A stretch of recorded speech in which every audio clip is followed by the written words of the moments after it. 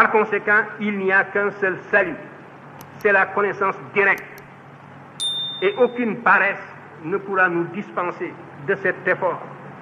Il faudra absolument acquérir la connaissance directe. À formation égale, la vérité triomphe.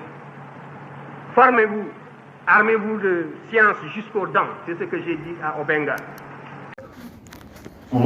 Ça a pris combien de mois avant le CDM? Ça a pris combien de mois avant le CDM? Le gaz de Guédiago, vous ne vous souvenez pas de ça? L'accident qui avait conduit à l'incendie là. Ne vous souvenez pas de ça? Agnès. Donc, Agnès, oui. C'était en 2021. Hein? 2021, je crois que c'est en 2021. D'accord? 21, 22. Moi, je ne me rappelle plus, j'ai oublié. En tout cas, c'est 2021 ou 2022. D'accord? Maintenant, combien de temps ça a pris pour éteindre le gaz là? Combien de temps ça a pris pour éteindre l'incendie? Hein? 7 mois, 8 mois. Vous voyez? Est-ce que nous, au Sénégal, on a la technologie qui puisse permettre d'aller éteindre le gaz? Qui nous a aidé en premier? Les éléments français qui sont là au Sénégal. D'accord? Vous voyez? Donc, nous, on n'a pas la technologie qu'il faut pour l'exploration, pour l'exploitation. Normalement, on fait appel à la technologie extérieure. On n'a pas des sous, on n'a pas les moyens qu'il faut, on n'a pas la connaissance normalement scientifique. Il faut une certaine culture dans le fonctionnement des choses. Comme les Russes, les gens qui ont l'habitude depuis très longtemps de faire des forages. Donc on fait appel à ces gens-là, aux Américains, donc à des experts qui vont nous aider. Mais les gens vont se faire avant que ça ne s'éteigne. Et je disais hier à un de vos amis que j'ai appelé celui qui gérait un peu la plateforme ATS. C'est un de mes amis. Je vais parler. Donc il m'a dit que s'il a le temps, il va venir vous faire un exposé sur ça. Comme ça sera très clair pour vous. Sur le gaz.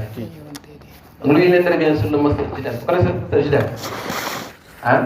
Il intervient là-bas. Donc du coup, ça sera une petite continuité. Donc il va prendre juste 2 heures pour faire un petit exposé sur ça, sur le gaz au Sénégal. Hein?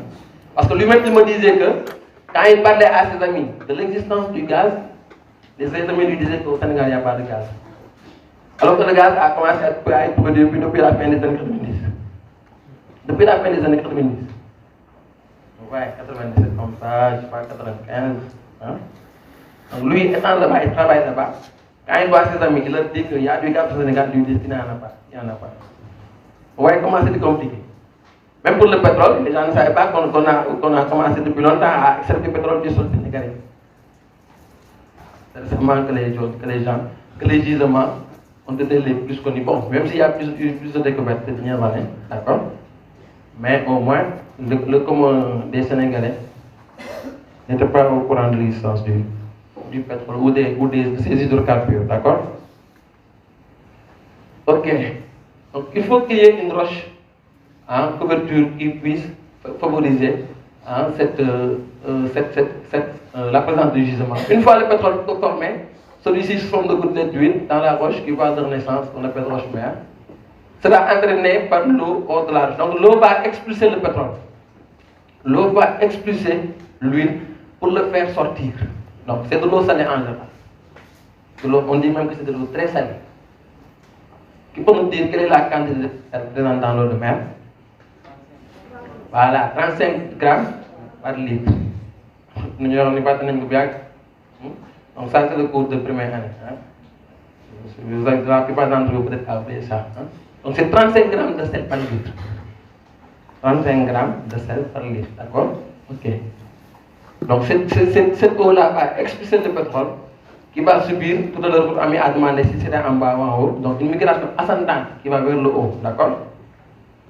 En effet, comme on le voit dans la formation des flaques d'eau, les gouttelettes vont se rassembler ou migrer ensemble en traversant une roche perméable jusqu'à atteindre une roche qui va les piéger. Donc on dit toujours roche. Il y a plusieurs roches, hein? D'accord? Pour les permettre de se concentrer en abondance et qu'on va appeler roche réservoir. Donc la roche réservoir est différente de la roche couverture. Attention. La roche réservoir, c'est elle qui va garder le pétrole comme une éponge. La roche couverture, c'est elle qui va couvrir la roche réservoir. Donc on aura trois roches. En haut, roche couverture. Entre la roche couverture et la roche mère qui a donné naissance au pétrole, on aura la roche réservoir. D'accord? Donc c'est ça qui va permettre la formation. Donc jusqu'à présent, une roche qui va être piégée pour les permettre de se concentrer en abondance et qu'on va appeler roche réservoir ou roche spongieuse. Bon, spongieuse qui a l'aspect d'une éponge, qui peut aspirer. Ici, le pétrole logera dans les cabinets au bord de la roche dont les sédiments sont plus gros. L'emprisonnement du pétrole permet la formation du gisement. Mais attention, la notion de gisement, elle n'existe que quand il y a un intérêt économique. Ce n'est pas gisement n'importe quelle formation de pétrole. Quand il y a un intérêt économique, quand on dit intérêt économique, les gens doivent venir exploiter le pétrole. Donc là, on pourra parler de la notion de gisement. D'accord? Ok. Ça, c'est le gisement. Les gens pourront l'exploiter pendant tant d'années, pendant beaucoup d'années. D'accord? Donc, vous voyez, nos trois roches sont là, roche mère, réservoir, donc couverture. Donc le pétrole va migrer à partir de là. Bon, on dit que la migration, la première migration, le pétrole va quitter la roche mère vers la roche réservoir. Maintenant, la dernière migration, le pétrole va essayer d'aller, de faire une migration ascendante, d'occuper le haut carrément, et de se rapprocher, à tendance à se rapprocher à la surface. Mais, avant le pétrole, il y a le gaz. Le gaz va se mettre au-dessus du pétrole. Et le pétrole va se mettre au-dessus de l'eau. Parce que le pétrole, il est moins dense que l'eau. L'eau est plus dense. Donc l'eau étant plus dense, l'eau va se mettre en dessous. L'eau va occuper le bas. D'accord? Et c'est pour ça que quand il y a des forages, les gens font très attention. Regardez ici. Avec le gaz là. Donc si on fore, qu'est-ce qui va se passer? Il y a un risque de quoi? D'explosion. Parce que le forage, il y aura un frottement qui va se faire avec le forage. Donc il y aura peut-être des flammes, des étincelles. Et ça peut favoriser l'explosion du gaz. Donc quand les gens forent même en même temps, ils mettent de l'eau. Ils ajoutent de l'eau pour ne pas que l'appareil qui fore ne soit gâté. Ou bien ne se réchauffe. D'accord? Donc ils ajoutent de l'eau. Et c'est ça qui va favoriser un peu la rapidité de l'opération. D'accord? Donc les gouttelettes d'hydrocarbures vont se former. Donc on montre un peu la roche mère avec son aspect. D'accord? La roche réservoir avec le pétrole qui va se mettre entre les particules des roches. Entre les particules des roches. Donc quatre types de situations sont généralement notées où le pétrole est piégé. Donc on dit que, bon, habituellement on donne la notion de piège. Donc tant qu'il n'y a pas de piège comme je dis, le pétrole, il n'y aura pas de gisement. Le pétrole ne pourra pas se concentrer en un endroit et les gens ne pourront pas venir là-bas pour dire on a un bloc ici qu'on pourra exploiter. D'accord? Donc s'il n'y a pas de piège, le pétrole va continuer sa migration ensemble jusqu'à apparaître en surface. Et dans ce cas, les gens vont dire qu'on a des indices de surface. On a des indices de surface qui peuvent mettre en visuellement, on peut voir apparaître le pétrole. D'accord? Ok, donc quatre types de situations sont généralement notées. Oui, allez-y.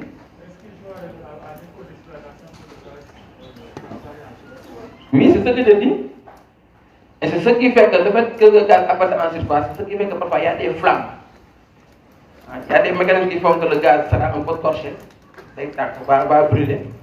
Et dès que le gaz commence à brûler, comme le gaz de Gadiaga qui a pris 7 mois avant de s'éteindre, c'est parce que le Sénégal a pris tous ses moyens pour essayer d'éteindre le gaz que c'est éteint. Mais si c'est dans des zones inhabitables, les gens vont laisser ça là-bas comme ça. C'est parce que pour le gaz de Gadiaga, il y avait des risques. Il y avait des gens qui habitaient à côté, donc il fallait faire attention.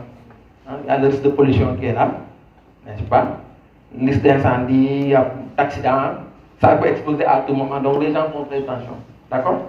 Mais il y a des cas où le gaz apparaît. C'est pour ça que je disais que parfois il y a des endroits où quand les gens font des bruits, ils font attention parce qu'à une certaine profondeur, il y a le gaz qui peut t'impacter.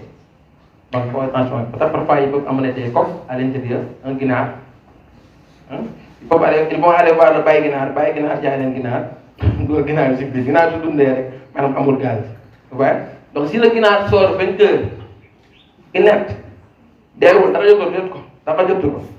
dire qu'il n'y a pas de gaz. Mais si le guinard est impacté, si la poule est impactée, Donc ça veut dire qu'il y a sûrement du gaz qui est là-bas. Donc les gens prennent des précautions. Donc il y a 4 types de situations, 4 pièges. Donc plus géologique. Donc formation plissée. La dernière fois je parlais d'anticlinal. D'accord? Donc formation plissée. S'il y a un pli géologique. Donc quand on parle de formation plissée, il y a ce qu'on appelle un anticlinal qui a une forme un peu convexe. D'accord?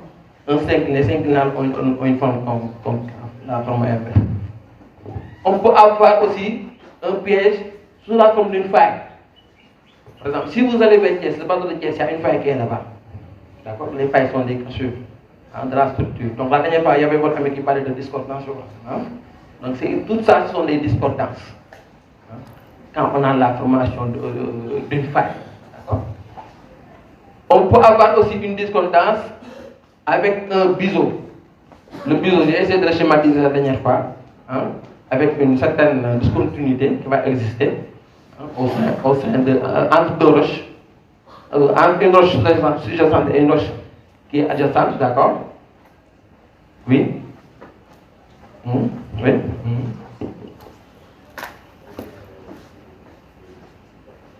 C'est des gènes provenant de la terre, provenant de la terre.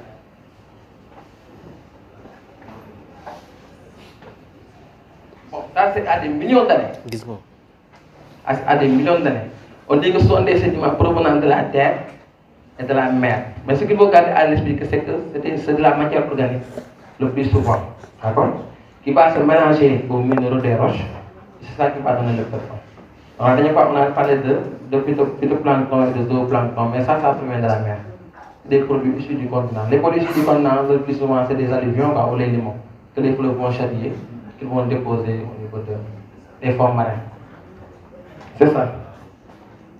Non, la roche-mère. Par exemple, nous, ici, il y a une roche-mère qui est en dessous. Et la roche-mère, c'est elle qui va donner naissance à la roche qui est en haut. La roche superficielle sur laquelle on marche nous. Elle est juste la roche-mère. Donc la roche-mère, c'est la note de naissance des formations superficielles, en fait. D'accord? Entre ces sédiments-là, elles vont être piégées. Au fur et à mesure qu'ils vont se déposer, il y aura un enfouissement qui va se faire. Et n'oublie pas que les dépôts sont des dépôts qui vont se passer pendant des millions d'années. D'accord? Maintenant, ces dépôts-là, ils vont se former avec la roche qu'ils vont trouver là-bas. Ils vont se former là-bas. En fait, ils vont se former. Micro-organismes, ça c'est au départ. Mais après, c'est la température qui va créer un rôle prépondérant. Donc les micro-organismes, c'est plus ou moins dès le premier dépôt, quoi. Dès le dépôt de sang.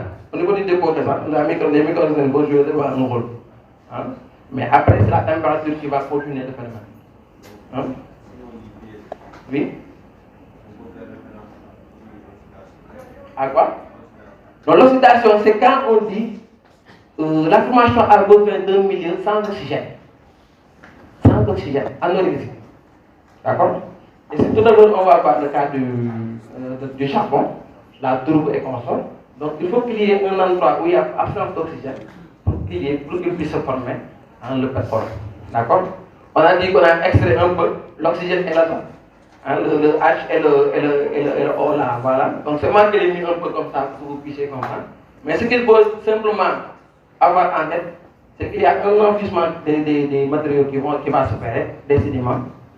Et avec cet enfouissement-là, puisqu'il y a un dépôt qui va continuer, donc la température va augmenter et ça va favoriser la présence du pétrole. Donc ces matières-là vont se transformer, vont être brûlées pour devenir du pétrole sur du bois. C'est la chaleur qui va travailler en fait, d'accord? Ok. Oui? Qu'est-ce que?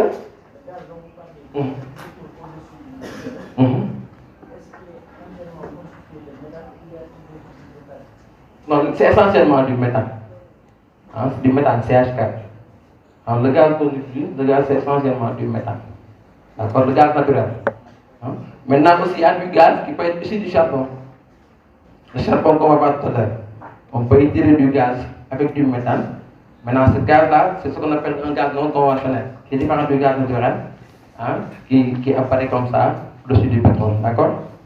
Mais on peut aussi trouver du gaz au niveau des roches, comme le gaz de schiste, comme au niveau des roches mères. Mais ça, c'est un gaz qui est difficile à extraire. il demande beaucoup d'argent pour son extraction. Et c'est le cas. Les États-Unis, par exemple, ils utilisent beaucoup ce gaz-là. C'est un gaz qui est appelé un gaz qui est considéré comme étant un gaz non conventionnel, quoi. D'accord? Qui est différent de ce gaz dont on parle comme ça. Mais après, si vous voulez, bon, je vais faire un rappel des différents types de gaz, des différents types de pétrole, quoi. Je vais y revenir après, d'accord? Pétrole conventionnel, non conventionnel, après, mais c'est à la fin que je vais faire ça. Donc vous allez comprendre ça après, il n'y a pas de problème. Donc il faut qu'il y ait un certain nombre de pièges. Donc le dernier piège, c'est quoi? C'est un piège associé à un diaphragme, avec la présence d'un dôme de sel. Donc ça aussi, bon. Maintenant, ça, vous pouvez faire de petites recherches à votre niveau. Hein, vous n'êtes pas pour pouvoir comprendre. Il faut faire de petites recherches pour pouvoir compléter la compréhension, d'accord? Donc la déclinaison est là, avec l'information plissée. Donc là, on a un gisement qui est beaucoup plus important ici. D'accord? La faille, on a un gisement qui est là, mais comme vous voyez, il y a une cassure. D'accord? Le biseau, comme je l'ai dit, on a également un gisement, mais qui est de moindre quantité, également au niveau des pièges mixtes associés à un diaphragme. Donc le plus souvent, ce que les gens exploitent, c'est quand on a un antéclinal. Donc ça, quand on a un piège associé à un pli. Pli égale plissement, provenant des formations plissées, d'accord? Ok. Donc parmi les types de pièges, c'était le premier et le plus intéressant, donc avec l'antéclinal à exploiter. Du fait que le pétrole est abondant, il n'y a presque pas de discontinuité au niveau de la roche. Il y a toujours une continuité. Il n'y a pas de discontinuité. D'accord? Du fait que l'eau sert de vecteur de transport au pétrole lors de sa migration, une fois piégé, l'eau occupe le bas au moment où le pétrole et le gaz la surplombent. La disposition répond à la densité, ça on a dit ça tout à l'heure, ça répond à la densité des éléments. Donc maintenant, après ça, on va y revenir, on va revenir à la fin du cours, hein, pour que je vous donne un peu les différents types de pétrole et les différents aussi types de gaz. Ça, je vais y revenir, mais ça sera vers la fin du cours. Hein. Donc, processus de formation du charbon.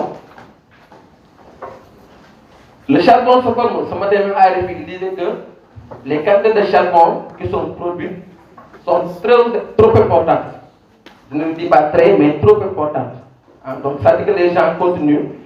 Même si on a le changement climatique, les gens parlent de plus en plus de changement climatique. On est victime du changement climatique. Hein? Il y a des pays qui continuent à exploiter, à produire, à exploiter le charbon. C'est le cas de la Chine. Hein? Donc le charbon se forme à partir de la matière végétale. Les végétaux anémores s'entassent dans les endroits dépourvus d'oxygène. Donc ce que je disais à votre méthode de l'heure, dans les endroits où on n'a pas d'oxygène, les endroits fermés, hein, comme les marécages. Avec l'entassement et l'enfouissement, comme observé au niveau des hydrocarbures, l'oxygène et l'azote, mais cette fois-ci avec l'hydrogène, sont libérés, l'essence de carbone se concentre. Donc ce que veut dire quoi? Ce que veut dire que quand vous brûlez un arbre, par exemple, ça c'est du charbon, c'est de la roche, c'est différent du charbon de bois, d'accord? Quand vous brûlez un arbre, vous abattez un arbre et vous le brûlez, vous libérez le carbone que l'arbre a pu prendre, hein, capter durant son existence. D'accord? Donc c'est pour ça que les végétations, quand vous les plantez, vous allez obtenir ce qu'on appelle des puits de carbone. Des puits de carbone. Et là actuellement, ça c'est des stratégies, hein, que les États ont trouvées. Par exemple, toi, si tu es un État qui pollue beaucoup, tu peux financer une plantation dans un pays pauvre, hein, afin que ça soit en quelque sorte ta stratégie d'atténuation au changement climatique. Est-ce que vous voyez? Donc c'est différent de l'adaptation. Atténuation, quand on réduit les émissions de gaz à effet de serre. Adaptation, quand les gens trouvent des solutions pour faire face aux effets négatifs des changements climatiques. D'accord? Donc ces éléments libérés sont appelés des éléments volatiles. Donc c'est plutôt le CO2 et le CH4. Hein, comme votre ami a dit tout à l'heure. C'est du gaz non conventionnel tiré du charbon, dégagé avec la pression atmosphérique et appelé grisou par les mineurs. Donc les mineurs en souffrent. Quand ils vont chercher du charbon, hein, dans les mines, ils souffrent de ce grisou-là. D'accord? C'est le gaz de charbon. Et c'est du méthane ou bien du CO2. Comme indiqué sur la figure 5, relativement à son enfouissement, la présence de 50% de carbone montre l'existence de tout. Donc, si le gisement n'a pas terminé sa formation, d'accord, Si le gisement est récent, on aura la présence d'une tourbe. Donc la tourbe, c'est du charbon qui n'a pas fini sa formation en fait. C'est une première charbon.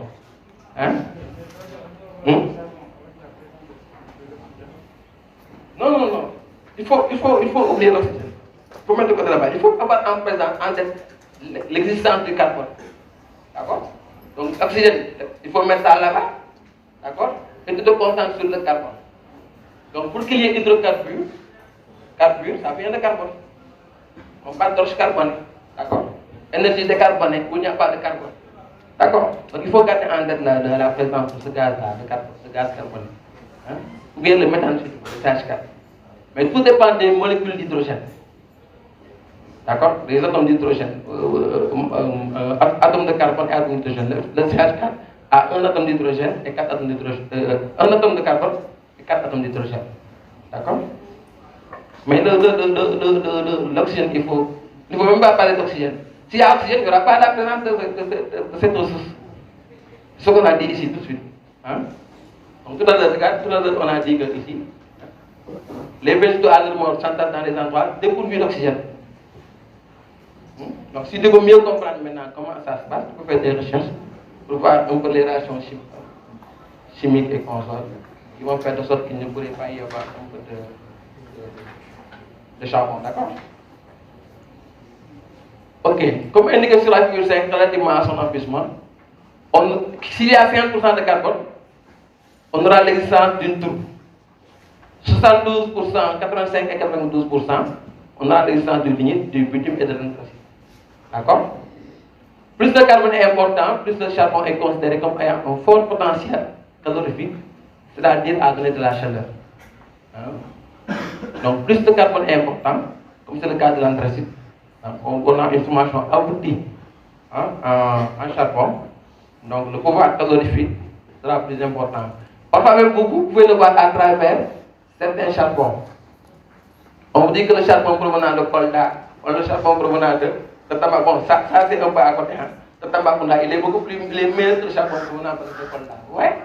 Donc ça dépendra sûrement du type de végétation d'où est issu le charbon. C'est parce que les charbons n'ont pas le même pouvoir calorifique. Nous avons une intensité, beaucoup de charbon. Nous avons beaucoup une bonne quantité, intensité plus basse. Une petite quantité, d'accord? Donc c'est ce problème-là un peu. Bon, même si ça permet de lutter contre le changement climatique avec les fourneaux de Jambar là. Au lieu de produire une grande quantité de charbon, on va produire une petite quantité afin de réduire les émissions de gaz à effet de serre, d'accord? Donc ça, ce schéma-là montre un peu ce que je viens de dire, enrichissement au fur et à mesure pendant des millions d'années, d'accord? La tourbe est obtenue. Par exemple, au niveau des Niayes, on a la tourbe. Les Niayes du Sénégal. Les Niayes, c'est quoi les Niayes? Il faut nous rappeler c'est quoi les Niayes? Des zones interdunaires. On dit des dépressions interdunaires. Quand on dit dépression, on parle pas de ça. Dépression, pour dire déprimé, zone basse, d'accord? Mais on peut dire aussi dépression pour parler également de l'humidité. Ce sont des cuvettes entre des dunes, où l'eau est le sol. Donc l'eau est plus ou moins proche de la surface de la terre. Est-ce qu'on a des gens qui habitent ici au niveau de la Grande Niayes? De la Grande Côte plutôt? Qui habite ici au niveau de la Grande Côte? Je pose quelques questions là. Il y a personne qui habite ici vers la partie de littoral de Thiès ou bien de Kébémer.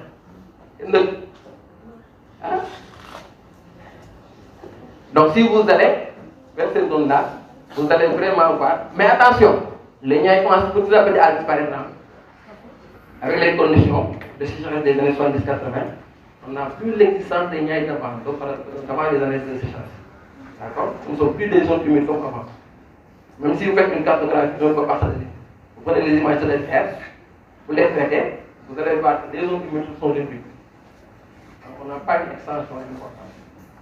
Malheureusement, il y a une sécheresse générale du fait que le niveau d'eau souterraine commence à baisser. Mais également, il y a des gens qui pratiquent là-bas l'agriculture. Toi, tu as un puits, tu as un océan qui est là. Tu utilises l'océan pour pouvoir prendre de l'eau. L'autre, il a une motopompe à côté et il va pomper toute l'eau. Du coup, tu seras ému. Parce que tu n'as pas les moyens d'avoir de motopompe. Il y a une motopompe. C'est un méga de manière manuelle. Mais l'autre, avec sa motopompe, il va extraire rapidement de l'eau et en grande quantité. Et il y a des machines qui ne s'éteignent pas toute la journée, qui font que arroser. Vous voyez, surtout si tu dois arroser une grande quantité d'eau pour pouvoir prendre une grande quantité d'eau pour pouvoir arroser beaucoup de champs, d'accord? Donc on aura de la tourbe du lignite. Au fur et à mesure qu'on aura un enfouissement du bitume jusqu'à avoir l'anthracite. Donc l'anthracite c'est 93% de carbone, d'accord? Maintenant on dit que si le charbon, parce que le charbon qu'on tire du sol, il est composé de minerais, d'eau, de carbone et de matières volatiles. Les matières volatiles, soit qu'on a dit, c'est le méthane ou bien le carbone. D'accord? On a le charbon proprement dit, donc d'accord. Ici avec l'anthracite, c'est pratiquement 93%, mais il y a un petit pourcentage qui est où on a de l'eau. On a de l'eau. Donc moins on a d'eau, plus on a du carbone. Plus on a du carbone, moins on aura de l'eau. Donc ce qui veut dire quoi? Ce qui veut dire que les ressources en charbon qui sont là, on a une présence d'eau beaucoup plus importante. D'accord? Le pouvoir calorifique il est beaucoup plus faible à ce niveau-là. D'accord? Au moins aussi vous on prend le cas de l'anthracite. Mais également attention, ça c'est à des millions d'années d'enrichissement. Nous même 2 ou 3 jours, à des millions d'années d'enrichissement. Et d'ailleurs même c'est pour ça que les gens disent que les pays arabes, les pays du Moyen-Orient, ce sont des pays qui avaient beaucoup de végétation. Des pays qui étaient plus ou moins humides. D'accord? Avec les modifications climatiques anciennes. Donc, vous allez peut-être qu'après vous allez faire le cours de paléoclimat. Donc ce sont ces conditions-là qui ont prévalu à la mort des végétaux, de l'enrichissement, la formation pendant des millions d'années du pétrole et du charbon. Oui. On a. Bon, je ne sais pas. La tourbe, je sais qu'on en a. D'accord? Mais ça aussi, c'est lié aussi aux aires géologiques, aux formations géologiques.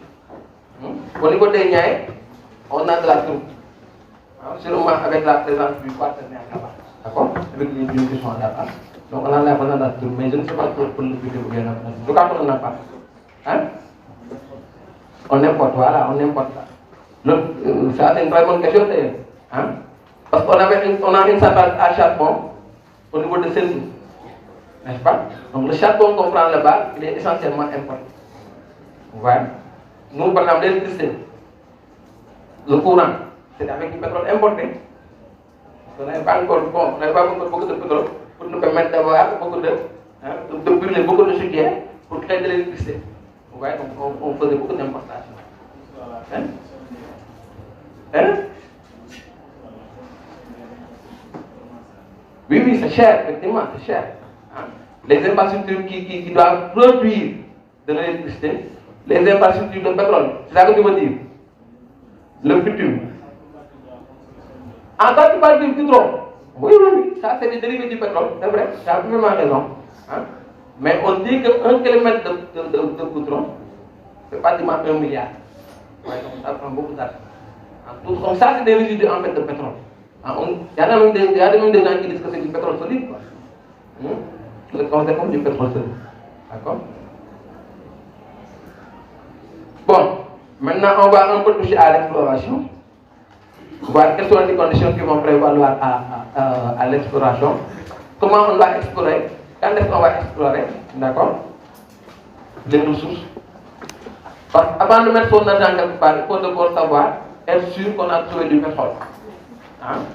Maintenant, si on a trouvé le pétrole, est-ce que la quantité qu'on a trouvée va nous permettre de pouvoir en tirer profit? Alors, donc ça c'est très important avant toute phase d'exploitation. Donc on a d'abord l'observation de la surface dans le cadre de l'exploration. Donc c'est la première étape qui permet de repérer les zones sédimentaires méritant d'être étudiées. Donc tout à l'heure on va parler de sédiments, je crois. Donc est-ce qu'il y a un glissement Est-ce qu'il y a une faille? D'accord? Les géologues utilisent des photographies aériennes et des images de vie. Est-ce que vous avez commencé à utiliser ça en licence 3? Hein? On ne pratique rien. Mais est-ce que la pratique est forcément une jeune pratique bien? Parmi vous, il y a des gens qui ont fait des stages. Ah, vous leur demandez. Ils ont déjà fait 2 ans de stage. D'autres témoins de stage. Ah oui, bien sûr. Moi, je rencontre beaucoup d'étudiants qui sont en train de faire qui sont en train de se former sur ça. Parce que la base de la géographie, c'est la cartographie. Même moi, mon premier travail, j'ai fait d'abord de la cartographie. Étant climatologue, mon travail consistait à avoir pour un certain rayon combien de villages il y avait dans un rayon. Et si on mettait un pluviomètre, le nombre de personnes concernées autour de ce pluviomètre. Ouais. Donc ça, c'est la base du géographie. Il faut utiliser ça. Hein? Et il y a un centre qui est là, qu'on appelle le centre de suivi écologique. Donc il faut aller là-bas, déposer votre stage, déposer une demande de stage. Hein? Le directeur, c'est un ancien géographe. Surtout c'est Chambon. Il faut aller là-bas, il faut déposer. Bon, hein? Ou bien bon, si vous faites un mémoire qui est un peu de la cartographie, où vous êtes d'avoir des images terrestres, là, peut-être si vous allez là-bas, vous allez trouver là-bas. En tout cas, il y a beaucoup de géographes qui sont là-bas. C'est essentiellement des géographes. D'accord. Non. Et le CSE, l'ISE, Centre de suivi écologique, l'ISE, ça signifie quoi? ISE, on nous dit. Hein? ISE. Xam nga lii ISE. Waaw, c'est parmi vous, il y aura des gens qui vont faire le concours après. Aussi, ils ont beaucoup de sous, ils vont payer pour pouvoir faire la formation. Donc, l'Institut des sciences de l'environnement. L'Institut des sciences de l'environnement, ça se trouve dans quelle faculté? Nous avons un bâtiment, il n'y a pas de science. Bon, pas ISE, pas de science, d'accord? Donc, c'est une petite école qui est là-bas, où les gens prennent, donc, on a le base qu'on appelle la pluridisciplinaire. Ils prennent des géographes. Vous n'avez pas de science. Bâtiment, il y a un deuxième bâtiment qui est derrière la science. Là, on d'accord? Ah, vous connaissez? Voilà, vous me donnez quoi? Donc, eux, la chance qu'ils ont, c'est qu'ils ont parlé des géographes, des sociologues, ceux qui ont fait PC, tous les domaines, PV, PA, géologie. Ouais. Donc, eux, après, c'est pour ça qu'ils sont vraiment, moi je trouve que c'est intéressant. Il y a vraiment une certaine interdisciplinaire. Les sociologues vont faire le concours, ils vont réussir, ils vont prendre un quota, géologie, BA, PV, IPATA, et il y aura des experts après qui vont nous donner leur cours. D'accord? Par exemple, récemment, il y a un prof qui est décédé, donc lui, il donne des cours là-bas, puis un sociologue, bon, on va dire anthropologue, d'accord?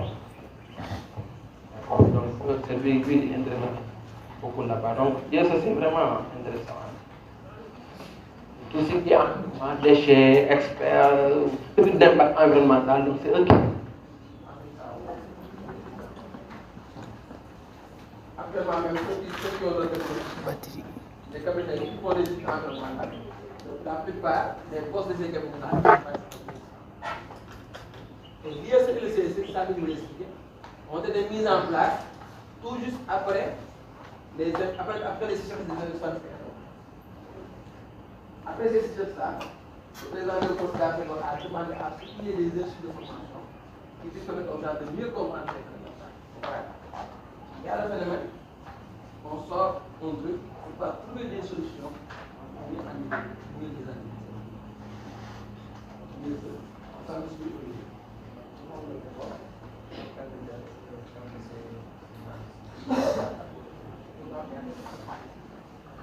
Ouais. Donc, il faut faire des stages, des images. Donc, les gens aussi vont aller sur le terrain pour examiner les affleurements. Qu'est-ce qu'un affleurement? Affleurement, affleurement, quelque chose, une roche qui apparaît en surface. Affleure. D'accord? Apparaît en surface. Donc ces derniers peuvent en effet renseigner sur la structure en profondeur. Donc dès qu'il y a des indices, on peut se dire, ah tiens, on a tel type de roche à l'intérieur, cette roche est susceptible d'avoir ou de contenir. Ensuite, l'analyse en labo, l'échantillon de roche prélevé permet de déterminer l'âge et la région des sédiments. Même parfois la présence de certains micro-organismes, comme je disais votre ami. Alors, si vous regardez un peu ce qui travaille sur les cailloux, moi je connais déjà mon modificateur travaille sur les cailloux, l'appelé géologie, en fait de science. Nous, on l'a pris comme chef de laboratoire. Donc ce qu'il faisait, c'était quoi? Lui, il gère les forages. Après forage, il fait ce qu'on appelle les carottes. Donc les carottes, c'est quand, par exemple, on met un appareil dans la terre et on tire la terre. Pour voir un peu hein, quelle est la composition de terre. Donc eux, ils voulaient implanter un peu une cimenterie des femmes. Ils avaient besoin du calcaire. C'est des micro-organismes. Par exemple, les micro-organismes selon des indices ou des indicateurs de l'existence ou non d'une certaine ressource, des indicateurs. Donc ça aussi c'est important. Même il y a mon petit frère qui travaille avec un certain Pierre. Je ne sais pas son nom à chaque fois, je ne sais pas c'est Pierre Almero. Donc lui, il a fait beaucoup d'articles sur ces micro-organismes-là. Présents dans ces roches. Donc à chaque fois que tu vois un certain nombre de micro-organismes, tu vas te dire ah tiens, soit ça s'est déposé à tel million d'années ou tel nombre d'années. Bien ça, c'est un indice qui permet de savoir qu'il y a, hein, ce sont des indices qui permettent de savoir ou de confirmer la présence ou non d'une ressource. D'accord? Donc, déterminer l'âge et la région des sédiments. Hein, d'accord? Afin de cerner les zones les plus prometteuses. Donc, au Sénégal, il y a un laboratoire qu'on appelle Labosol. Labosol. Le plus souvent, eux, ils amènent ça là-bas. Tout ce qu'il y a comme carotte, c'est Labosol qui va gérer un peu, hein, qui va regarder un peu s'il y a cette ressource ou pas. Si le calcaire qu'il y a là-bas est de bonne qualité ou pas. D'accord? Bien concentré. Ouais. Maintenant, à l'ESP aussi, il pense à l'ESP. Par exemple, il y a certains de vos profs, comme le prof de géomorphologie, ils amènent là-bas pour faire des échantillons. On regarde ça, les sédiments qu'ils ont pris au niveau des plages. On regarde un peu les sédiments. Hein? Donc, il y a un labo qui est à l'ESP, qui fait ça aussi, comme le Labosol. D'accord? Donc, les indices obtenus à partir des échantillons présentant des traces de matière organique fossile, d'origine surtout marine, fondent l'espoir d'une présence d'hydrocarbures. Donc, c'est ça que je parlais. Toutefois, pour y avoir une certitude, il faut pousser les recherches afin d'avoir une idée de la configuration du sol. Pour ce faire, une méthode de prospection de dernière technologie est utilisée comme la sismique réflexion. Donc, on va voir c'est quoi la sismique réflexion. Hein? Cette étape représente 5% du budget consacré à la prospection. Donc, toutes les étapes, ça demande beaucoup de sous, beaucoup d'argent. Et ça prend du temps. Et c'est pas sûr, c'est incertain. Attention, c'est incertain. Vous savez pas que sur beaucoup de pluie, sur beaucoup de forage, l'essentiel n'a rien. Là, vous avez beaucoup d'argent pour les sciences. Donc, quand recherche, il fuit. Comme là. D'accord? C'est juste à jouer. Ok. Donc, la géophysique. Voilà. Donc, après cette étape, on a l'étude des profondeurs. Donc, il faut donner le maximum d'informations pour que les forages soient entrepris. Ensuite, avec le maximum de chances de succès. Il s'agit essentiellement d'accumuler des données sismiques riches en informations. Donc, on va voir après avec la sismique réflexion. De quoi est-ce qu'il s'agit? Comment ça se fait? Jusqu'à ce que les gens obtiennent une certaine image des sous-sols. Ces données sont obtenues à l'aide de vibreurs qui génèrent de mini-ébranlements du sous-sol. Donc, des signaux. Les signaux recueillis en surface sont traités par puissants logiciels de calcul. Donc, de plus en plus, les gens utilisent de puissants logiciels de calcul. Ce qu'on appelle des super calculateurs. Même dans le cas de la modélisation climatique comme ça, les gens utilisent des super calculateurs. Parce que tu dois faire des calculs sur plusieurs années. Donc, si vous vous amusez un peu à télécharger les données de fichier Excel,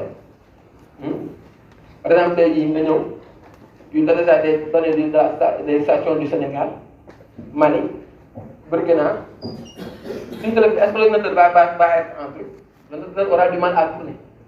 C'est pour ça que les gens ont besoin de supercalculateurs pour faire vraiment de la modélisation, parce qu'ils font tourner beaucoup de données, des milliers et des milliers de données. D'accord? Il faut que les calculs soient rapides.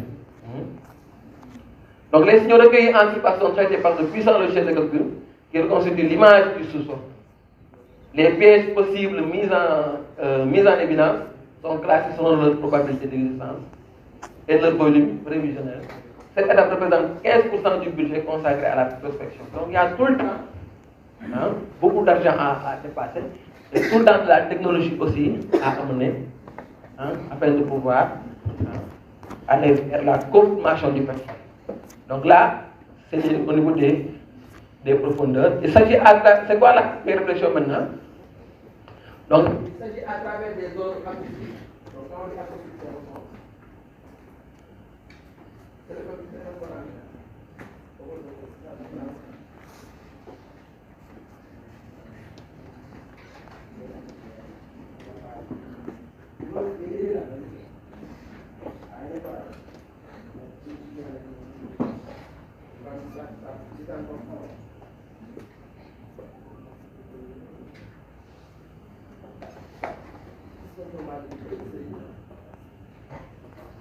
Ok.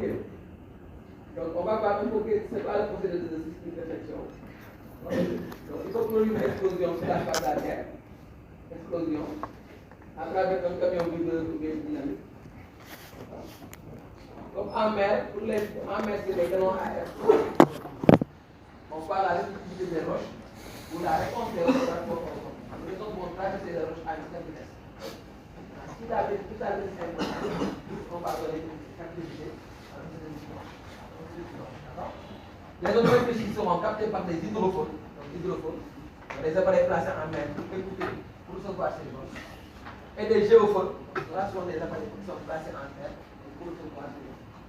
Cette technologie va permettre une fine de représenter la structure du sous-sol en 2 ou même 3 dimensions. Il y en a même qui parlent de 4 dimensions. La réflexion peut être tout simplement représentée comme une échographie du terre. Échographie, ça c'est dans.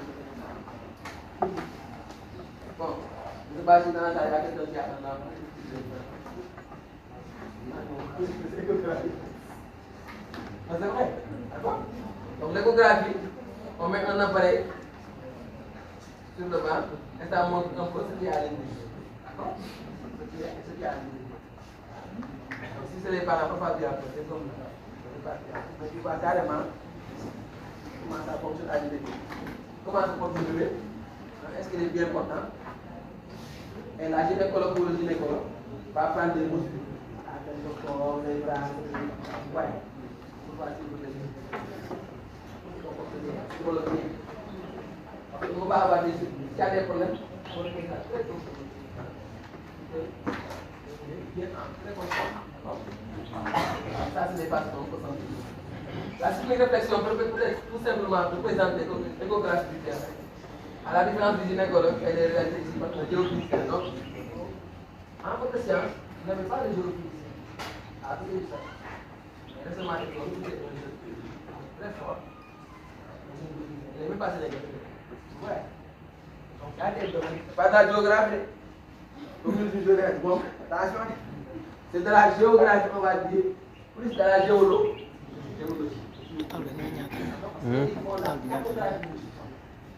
lépp.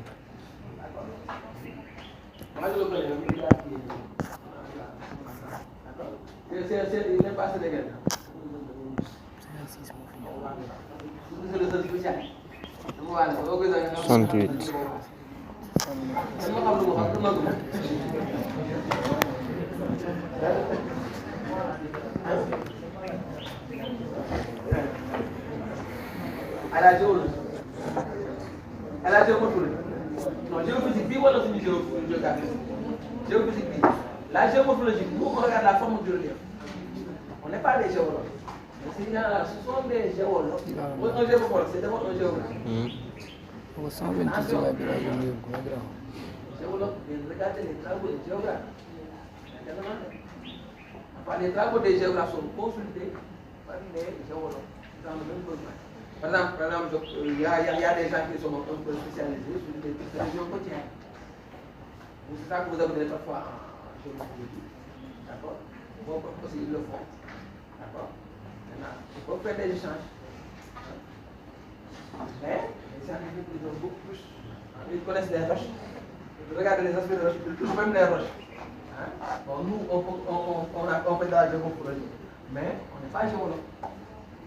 D'accord? On n'est pas géologue. Mais ils ont besoin des travaux de géographie. Former les utilisateurs. Le géographe, c'est celui qui est à l'aise, parfois même pas. Le géographe, il est à l'aise partout. Bon, à part que dans le sous-sol, c'est un peu compliqué. Là, ça dépend vraiment des sciences, un peu compliqué.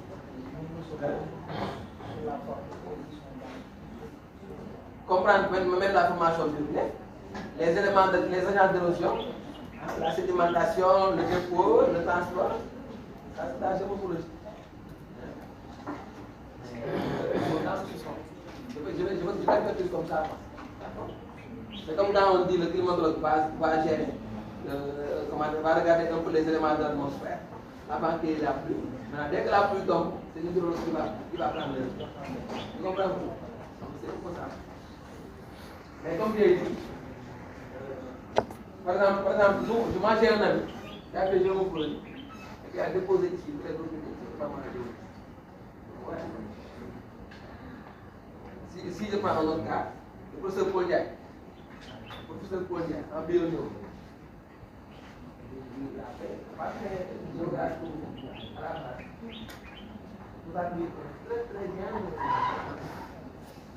Partout où vous allez, si vous allez surtout au niveau des bases, on va vous le demander.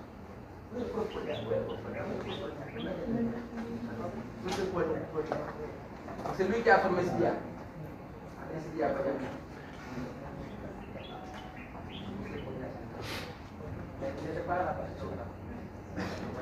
Donc la géographie, un géographe qui ne fait pas.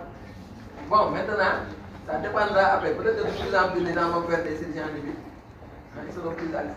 Et nous-mêmes, on a un collègue même qui est à l'EPT de Thiès. Attention. Il est à l'école polytechnique de Thiès. C'est pas. Oui.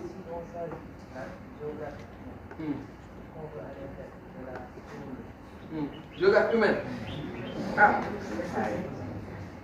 Bon, peut-être que c'est quand eux ils n'apprennent, ils ne donnent que les aspects humains. Ou bien quand ils ne sont qu'à Karasi. On te prend comme cartographe. Maintenant, on va pas dire géographie, on va dire seulement géographie. Ils deviennent comme cartographe. Attention, les géologues ont besoin de travailler aussi avec les. Par exemple, moi, mon petit frère qui a fait géologie, je lui ai fait faire une formation à la NSD.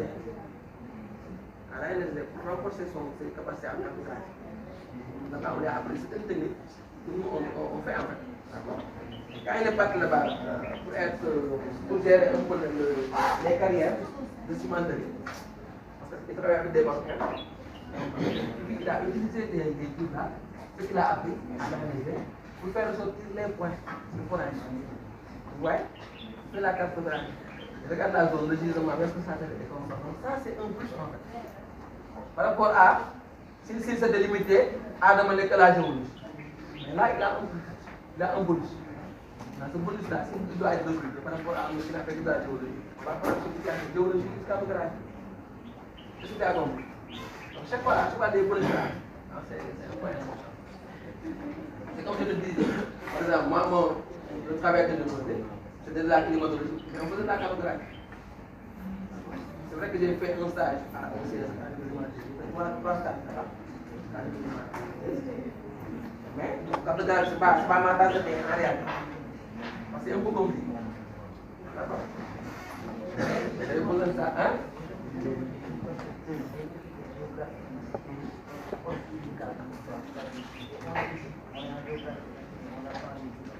Mais justement, en fait, le géographe, à la base, c'est un géographe. Moi, j'ai fait un peu de climatologie, mais je suis géographe. Donc aujourd'hui, si je dois postuler pour un emploi, je viens de dire, je suis géographe, puis j'ai fait climatologie, je viens de dire climatologue. Est-ce que si c'est un emploi qui concerne l'environnement, est-ce que là, je vais. Est-ce que si c'est un emploi qui concerne la géo humaine, est-ce que là, je vais. Donc il faut tout simplement dire géographe. Considérer qu'on est géographe. Parce que toi, si tu vas traiter après, tu vas faire quoi après en master? Santé, voilà, géosanté. Maintenant, En parlant même de ça, regarde maintenant qui est le ministre de la Santé. Ah,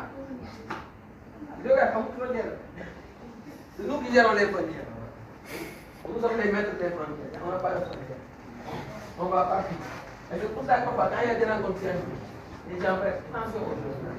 Parce que les géographes, c'est quelqu'un qui synthétise l'information.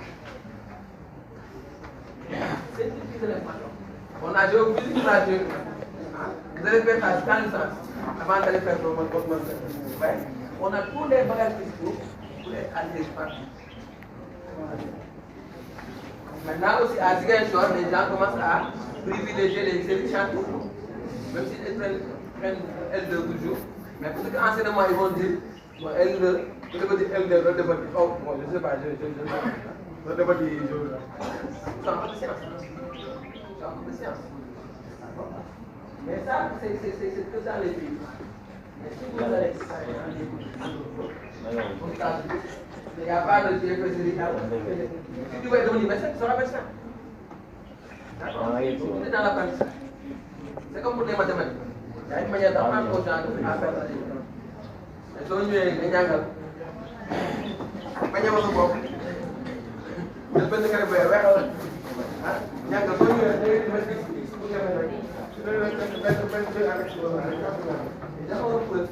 Il y a une manière d'apprendre aux gens. C'est comme quand on fait assez de les gens apprennent des manières difficiles pour les rendre plus morts. C'est un truc. Madame Bou, c'est sûr qu'entraînement vous devez poser masque. Mais parmi vous aussi, il y a des gens qui ont fait CDS. Attention, vous devez CDS. Parfois, bon, votre première première la daw maa ngi leen di première la daw CDS d'abord. Des secondes lépp nga def. instant nekkoon ba première les premiers waa ñëw nekkoon naa fa de mais ma gis sama boy gars yi ñu leen may ay mat 1 man dëkkuma. man dama dugg ñëw premier devant deuxième Mais c'est pas une fuite. non Ni une fuite en avant. C'est ça. C'est la fuite. On fuite en avant parce qu'il y a un autre sac de neige.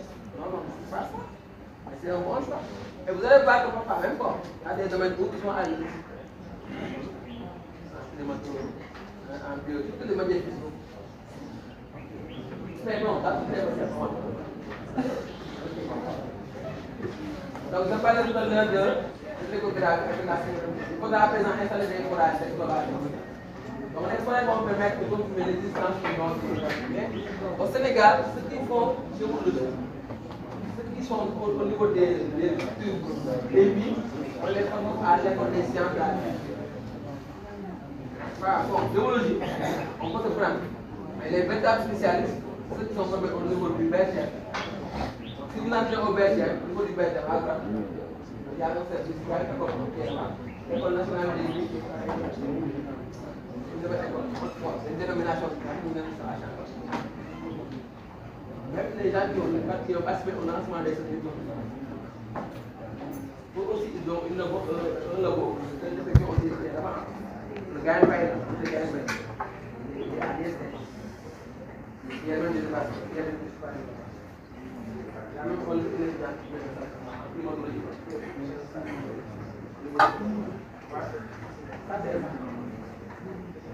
donc c'est ça la suprême pression. Donc émission donc ça c'est un vote. Mais là les ondes vont traverser les roches. Elles vont être reçues en surface. Donc la vitesse des zones, avant qu'ils reviennent en surface, c'est ça que les gens vont regarder. Le principe de la cyclique est simple. On provoque un léger débranlement suite d'un poids. Donc on peut faire soulever un poids, on le lâche. C'est ça que les gens ont fait. Les gens avec ces zones-là, on va pouvoir regarder le poids. On suit les signaux ainsi émis et se réfléchissent sur certaines combinaisons.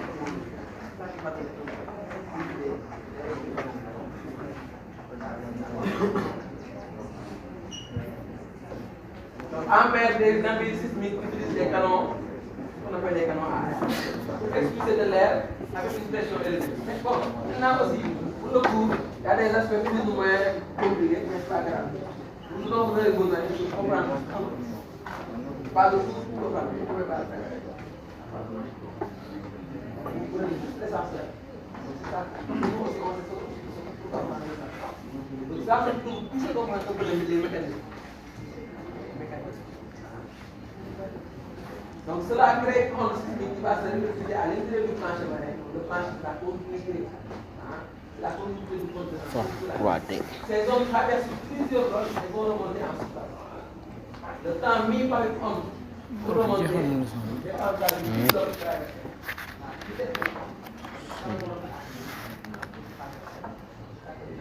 Les zones qui vont ramasser ce pompe d'écho seront captées par des sources.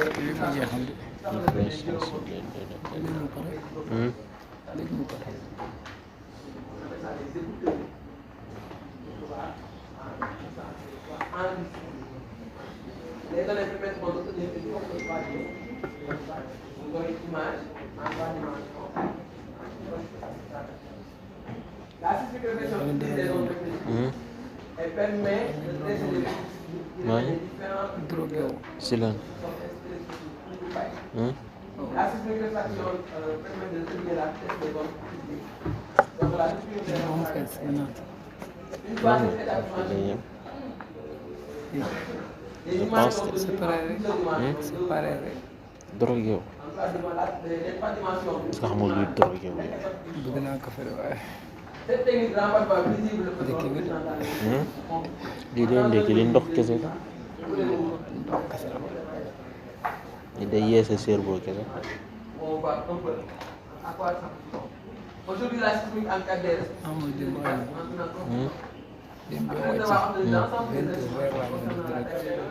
nelaw minuit 23 heures mas yi laa doon seetaan mu jeex am tëdd mas pari ba mu jeex Les forages sont le seul moyen de certifier. Vous ne rester en cas de vie à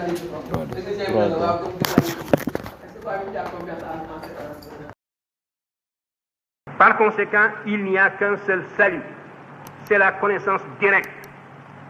Et aucune paresse ne pourra nous dispenser de cet effort. Il faudra absolument acquérir la connaissance directe. À formation égale, la vérité triomphe. Formez-vous, armez-vous de science jusqu'aux dents, c'est ce que j'ai dit à Obenga.